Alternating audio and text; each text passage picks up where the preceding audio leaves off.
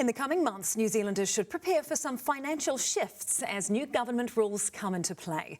From minimum wage increases to adjustments in tax thresholds and benefit rates, there are plenty of changes that could impact your wallet. One in particular could give more than 1 million Kiwis a boost in their earnings this year. Well, joining me now to explain the big shift is Stuff Money editor Damien Venuto. Kia ora, Damien. Sam. So a lot of these changes are happening on April 1st, but what is the key one that Kiwis should be paying attention to? The one that I'm really interested in is the fact that employer contributions for KiwiSaver are rising to 3.5%. Now, for your standard person who's contributing the minimum already, you're only looking at a 0.5% increase in the contribution rate, but there is a big cohort of New Zealanders who stand to benefit from this. Okay, so who are those people in that cohort that do stand to get a bit of cash out of this? So when I started looking into the numbers, there was a statistic that I found quite staggering, and that number was the fact that 1 million people between the ages of 18 and 65, that's the working age, are not contributing anything to KiwiSaver. If those people started contributing from April 1st, they would automatically have a 3.5% increase in their annual salary because of that employer contribution.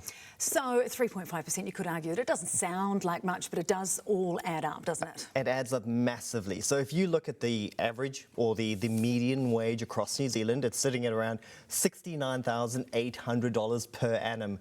If you gain that 3.5% employer contribution, you automatically have a bump of $2,400 per annum that goes straight to your KiwiSaver. And I understand that you can't spend that immediately, but that'll add up over the years. And when you do get to that retirement age and have access to that money, that nest egg is going to be a lot larger.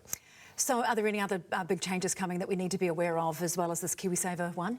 Look, it is a bit of give and take when it comes to this KiwiSaver. So the other big change that is coming is that government contributions are going down at the same time that employer contributions are going up. So they're dropping from around $520 to $260. So there is certainly a case of give and take when it comes to this. Okay, and that 1 million people that you mentioned that are not contributing, it sounds like quite a big challenge. How do we get those people into KiwiSaver? So one of the biggest changes that a lot of people are recommending that I've spoken to, so these are the experts, the people who are paying attention to KiwiSaver every day, they say that the New Zealand system should shift to the process of becoming compulsory. Now, this is the same as it is in Australia, where your employer contributions happen regardless of whether you contribute or not. That simple change could make a huge difference.